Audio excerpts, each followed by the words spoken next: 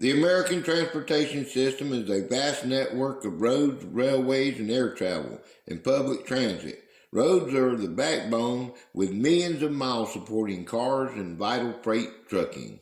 Railways are crucial for heavy freight, while air travel handles long distance passengers and cargo. Public transportation, like buses and subways, is the key for urban mobility. This extensive system, a cornerstone of the U.S.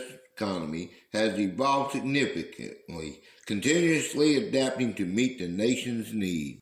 Recent federal funding, notably from the Infrastructural Investment and Jobs Act, aims to modernize and improve this critical infrastructure, addressing a backlog of needs and promoting safer, more sustainable travel.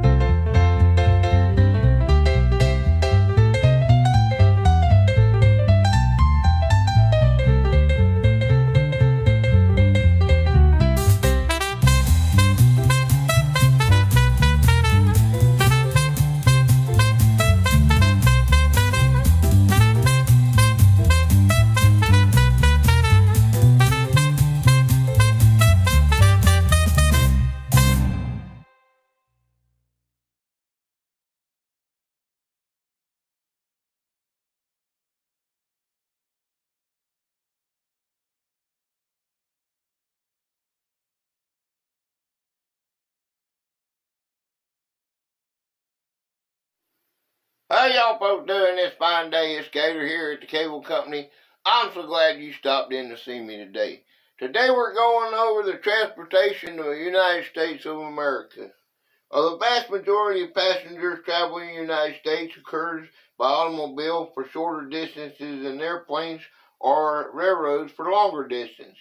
Most cargo in the U.S. is transported by in descending order: railroad, truck, pipeline, or boat.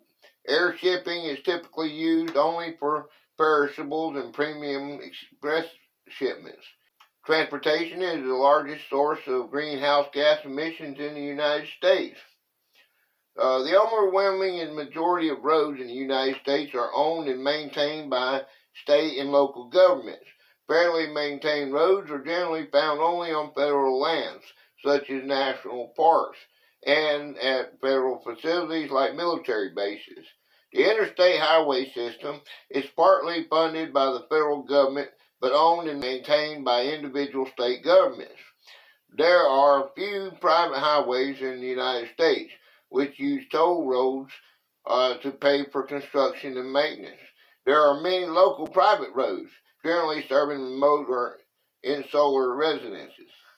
Passengers and freight rail systems, bus systems, water ferries, and dams may be under either public or private ownership and operation. Civilian airlines are all privately owned. Most airports are owned and operated by local government authorities, but there are also some private airports. The Transportation Security Administration has provided security at most major airports since 2001. The U.S. Department of Transportation and its divisions provide regulation and supervision, and the federal funding portion for all aspects of transportation except for customs, immigration, and security, which are responsibility of the U.S. Department of Homeland Security. Federal funding is typically allocated by a 5-year transportation bill. Each state has its own Department of Transportation, which builds and maintains state highways, and depending upon the state, may either directly operate or supervise other modes of transportation. Aviation law is most entirely the jurisdiction of the U.S. federal government. The Federal Aviation Administration regulates all aspects of civilian aviation: air traffic management, certification and compliance, and aviation safety. More vehicle traffic laws are enacted and enforced by state and local authorities, with the exception of roads located on federal property, such as national parks and military bases, or in the unorganized U.S. territories. The United States Coast Guard is the primary enforcer of laws and security on U.S. waterways, inland as well as coastal, but economic jurisdiction over coastal tidelands is shared between state and federal governments. Passenger transportation is dominated by a network of over 3.9 million miles of highway, which is pervasive and highly developed by global standards. Passenger transportation is dominated by passenger vehicles, including cars, trucks, vans, and motorcycles, which account for 86% of passenger miles traveled. The remaining 14% was handled by planes, trains, and buses. Public transit is highly concentrated in large older cities, and only 6 above 25%, and only New York City above 50% of trips on transit. Airlines carry almost all non-commuter interstate traffic, except in Northeast Corridor, where Amtrak carries more than all airlines combined. The world's second largest automobile market, the United States has the highest rate per capita vehicle ownership in the world, with 865 vehicles per 1,000 Americans. Bicycle usage is minimal, with the American Community Survey reporting that bicycling commuting had about 0.61% mode share in 2012, representing 856,000 American workers nationwide. Well, that was in 2012. Imagine what it is today.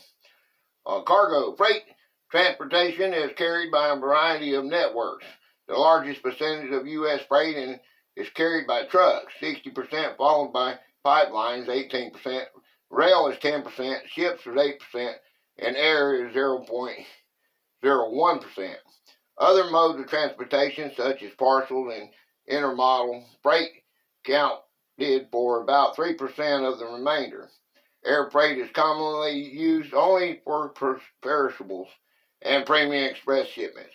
The difference in percentage of rail shared by ton miles and by weight, 10% versus 38%, is accounted for by the extreme efficiency of trains. A single railroad locomotive may pull 50 boxcars full of freight, while a truck only pulls 1. Trucks surpass trains in the weight category due to their greater numbers, while trains surpass trucks in the ton miles category due to the vast distance they travel carrying large amounts of freight. Usually cargo, apart from petroleum and other bulk commodities, is imported in containers through seaports, then distributed by road and rail. The quasi-governmental United States Postal Service has a monopoly on letter delivery, except for express services. But several large private companies such as FedEx and UPS compete in the package and cargo delivery market. The United States Government National Center for Health Statistics reported 33,736 motor vehicle traffic deaths in 2014. This exceeded the number of firearm deaths, which was 33,599 in 2014. These are old statistics here. In 2020, there was 115% more road fatalities in the United States than in the European Union, or 53% less in the EU than in the U.S., and nearly 38,680 in the U.S., and nearly 18,800 in the EU. Okay, I think this thing needs to be updated, but they were in 2020. I don't know why they go back that far. Did you see my crude drawing? The statistics should be a lot. I'm gonna have to do some more research on that. Okay, because that doesn't sound right, does it? Okay. Oh, it was for then, but now it'd be, I guess it'd be like our money system, wouldn't it? Just triple everything, okay? I guess, I know, and you know what, that may not be so too, because they're getting safer. I don't know, are cars safer now than they was when you had my old four-wheel drive, and it's made out of steel, and you got these little plastic cars now. Which one would you rather ride in? I don't know about that. Okay, I appreciate every one of you coming in. There's a little bit of on the information on it, whether it was outdated or not. There it is. There's my crude drawing. I appreciate every one of you. I love you. We'll get into another topic. I love you. You guys are one of a kind. Come on back and see me. Bye-bye for now. Okay, I got an update on the U.S. Government National Center for Health Statistics. They reported 33,736 motor vehicle traffic deaths in 2014. Well, they're not up to date to 25. They go to 24.